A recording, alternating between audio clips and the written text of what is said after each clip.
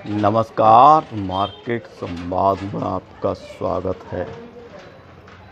रंगों का त्यौहार होली अब कुछ ही दिनों बाद आने वाला है। हालांकि स्कूलों में अब होली के रंग उड़ने लगे हैं, लेकिन होली को लेकर कई प्रकार की जो रोचक कथाएं और रोचक इतिहास जुड़े होते हैं, उसमें से एक इतिहास को हम आपको बताने जा रहे हैं।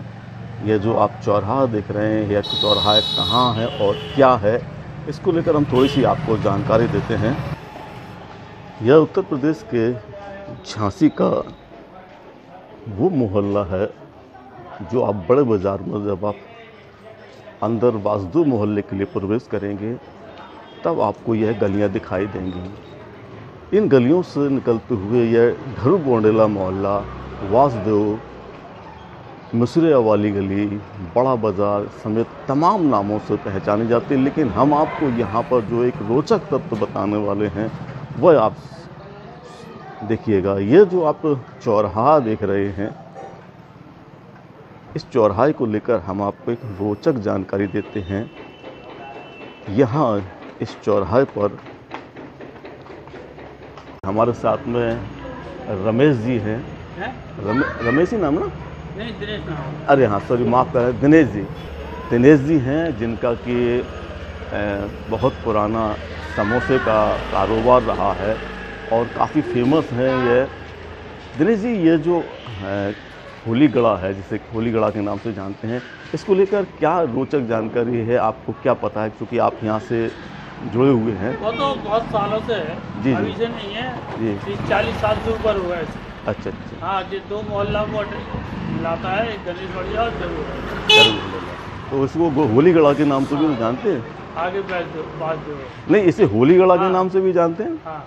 क्योंकि जो होली गड़ा गढ़ता था उसी के लिए से इसको होली गड़ा के नाम से हैं। ठीक, धन्यवाद। नमस्कार, यह हमारे सतीश अग्रवाल जी हैं, व्यापारी।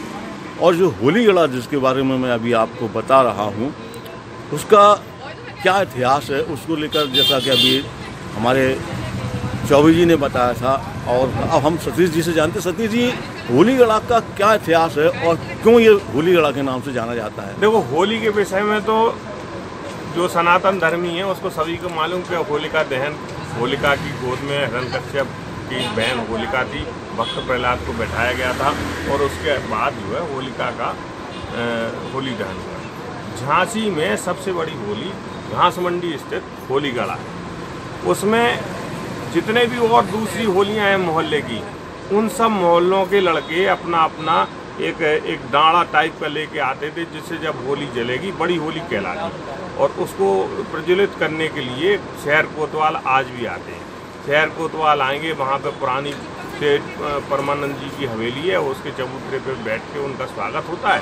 स्वागत उपरांत फिर वे पंडित जी से बाकायदा पूजा करा के होली की और दहन करवाते हैं। दाग लगेगा उसमें, और दाग लगने के बाद जैसे कोतवालों से वैसी उन्हें दक्षिणा मिल जाती है, और दाग उपरांत सब लोग अपनी अपनी अग्नि लेके और चले जाते हैं। मतलब यहाँ से जो अग्नि प्रज्वलित होती है वह अन्य जगह जाती है? दूसरी होलियों में ले जाई जाती है। ये तो है रवायत। अब बच्चे नए हो गए, किसी को नहीं समझ में आ रहा कैसे करना।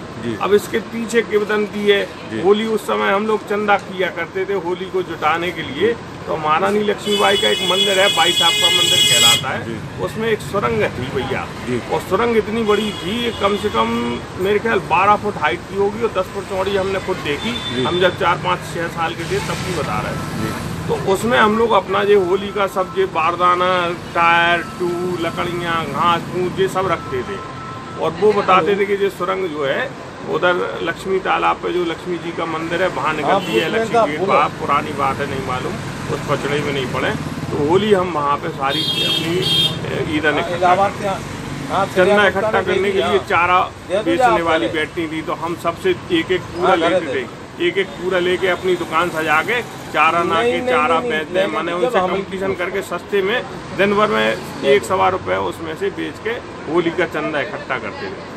मोहल्ले से जो निकले, एक शैतानी होती थी, बिजली के तार से धागा डाल के एक वो लगा दी आलपिन, और बब्बा की टोपी में बिदा रही और बब्बा निकल गए और टोपी उनकी उड़ गई और बब्बा गाड़ी मक रहे माँ बहन की, और हम लोग सुन रहे मजा कर रहे। बहुत लड़ाई होती थी, कहा 10 पैसा मिल जाए एक। लेकिन इन सब के पीछे बात ये थी कि होली का त्यौहार एक उल्लास था। 1 महीना पहले से व्यवस्था होना शुरू हो जाती थी, तो वो इससे एक होली की जो समरसता थी, लोगों में उल्लास था, वो सामने आता था। और फिर बड़ी होली कहलाती थी, सारे लोग आते थे, आनंददायक उसमें त्यौहार मनाया जाता था। दूसरे दिन सब भांग के आलू भी बना रहे बच्चे। अब तो तनक दूसरे किस्म की कहानी हो गई, सबको मालूम पाए उजागर कर वैसे जरा अच्छा नहीं लगा। लेकिन होली वास्तव में घास मंडी की ही सबसे बड़ी होली है। आज भी उसका जो है बाकायदा विधिवत आह्वान होता है वहाँ अग्नि का, और सारे लोग वहाँ से अपनी होली के लिए आग ले जाते हैं। ये पूरी दास्तान है। धन्यवाद। जैसा कि मैं आपको दिखा रहा था, ये जो चौराहा है, ये चौराहे पर आज से करीब 50-60 साल पहले, जैसा कि हम आप सभी लोग जानते हैं कि जो होली का त्यौहार आता है, उस त्यौहार के समय जगह जगह होलिका दहन के लिए जो डाड़ा गाड़ा जाता है, वो हर जगह चौराहों और अन्य जगहों पर लगाया जाता है। ये जो जगह दिख रहा है चौराहा, इस जगह पर कई सालों से पहले, जैसा कि मुझे जानकारी है, लगभग 50-60 साल पहले भी यहाँ पर होली के लिए डाड़ा गाड़ा जाता है। और यही गाड़ने के चलते इस मोहल्ले का नाम ही होली गड़ा हो गया है। हालांकि इसको डरू भोंडला कहते हैं, लेकिन इसका प्रचलित नाम आज भी होली गड़ा है। और हम आपको दिखाते ही हैं कि नगर निगम के द्वारा भी इसे होली गड़ा के नाम से ही जाना जाता है। ये आप देख सकते हैं कि जो नगर निगम के द्वारा इसका वार्ड नंबर 59 आता है और इसे होली गड़ा के नाम से कहते हैं, और जबकि इसका ओरिजिनल नाम आज के समय में डरू भोंडला हो गया है। और यहाँ के पार्षद नीरू जी हैं, निर्दोष अग्रवाल, जिन्हें नीरू के नाम से बुलाते हैं, वो पार्षद हैं। और हम आपको यहाँ से जो रास्ते बताते हैं, ये सीधा रास्ता गुदरी की ओर जाता है, और यह रास्ता आप बड़े बाज़ार और पानी की टंकी, बड़ा बाज़ार, रामलीला मैदान के लिए जा सकते हैं। और इस रास्ते से जहाँ से हम अभी आए हैं, ये बड़ा बाज़ार से यहाँ रास्ता आता है। ये जो आप दुकान देख रहे हैं, यहाँ पर पूर्व में कई सालों पहले एक आटा की चक्की हुआ करती थी, जो कि अब नहीं है, और इसकी जगह यहाँ पर अब रेडीमेड गारमेंट की दुकान खुल गई है। और एक और यहाँ पर प्रचलित दुकान है, जिसे गरीबदास की दुकान के नाम से जाना जाता है। आप लोगों ने अगर उनका नाम सुना हो तो उनकी भी दुकान इससे मजदूर वाली गली में हुआ करती थी, और अभी भी शायद है, लेकिन उनका ये एक प्रतिष्ठान यहाँ पर भी आ गया है। ये उनके परिवार के सदस्य हैं गरीबदास वाले, तो उनका प्रतिष्ठान हो गया है। हम आपको यहाँ पर एक और रोचक चीज़ दिखाते हैं, जो हम लोग पतासे पूजा या अन्य चीज़ों के लिए लगाते हैं। यहाँ पर अग्रवाल साहब हैं, उनका बड़े बाज़ार में बतासे का स्टोर है, और यहाँ पर बतासों का भी निर्माण होता है, जो कि हम आपको दिखाते हैं। ये देख सकते हैं आप यहाँ पर किस प्रकार से जो बतासे बनते हैं। ये बतासे बनने की एक प्रक्रिया है। अब ये नए तरीके से इस प्रक्रिया को किया जाने लगा है। ये होली गड़ा जो मोहल्ला है, वहाँ पर ही यह अग्रवाल साहब का वो स्थान है, जहाँ पर अब हम आपको यहाँ से थोड़ा आगे लेकर चलते हैं। और ये जो आप पीपल का पेड़ देख रहे हैं, इस पेड़ में कि जो नीचे एक स्थान है, वह भी एक काफ़ी पुराना और एक ऐसा स्थान रहा है जो काफ़ी दिनों तक, जिस पर हमारे यहाँ के जो आसपास के लोग होंगे वह जानते होंगे कि यहाँ पर महाराज की दुकान हुआ करती थी। अब बगल में यह जो धार्मिक स्थल है वह पुराना है, सदियों पुराना है। और यहाँ पर जो आप जो चबूतरा देख रहे हैं, जिस पर अभी ये फूल वाले बैठे हैं, यहाँ पर महाराज की दुकान हुआ करती थी। ये वो स्थान है जहाँ पर हमारे झांसी के इस मोहल्ले की सबसे पुरानी दूध दही की महाराज की दुकान हुआ करती थी, जो कि उस समय पर, जैसे आज से बता रहा हूँ, 30-40 साल पहले काफ़ी प्रचलित दुकान थी। और यह रास्ता, जैसा कि मैं बताया, कई जगह गलियों में खुलता है और कई मोहल्ले यहाँ से जुड़ जाते हैं। और ये जो गली आप देखेंगे, ये सामने मजदूरों वाली गली है, जो कि झांसी की बहुत प्रतिष्ठित और व्यवसायिक प्रतिष्ठानों के लिए प्रसिद्ध है। सीधा आप निकल जाएंगे यहाँ से, सीधा मजदूर वाली गली है और यह गुदरी और बड़ा गांव गेट के लिए जाने वाला मार्ग है। हम आपको इस मार्ग पर लिए चलते हैं और दिखाते हैं कि यहाँ पर क्या बदलाव हुआ है। कई सालों पहले भी यहाँ पर यही हालात थे, लेकिन अब ये हालात काफ़ी बदल गए हैं। सामने जो आप मकान देख रहे हैं, ये बहुत प्रसिद्ध नन्हे बिजली वालों जी का मकान है और यह गली अंदर जाती है। यहाँ से अगर आपको याद हो तो अंदर के लिए रास्ता भी है।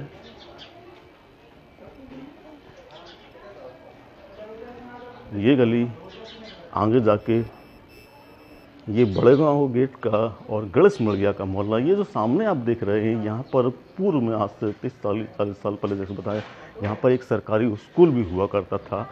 अब यह स्कूल बदल गया है, हालांकि अब जिनका मकान है वो हुआ है।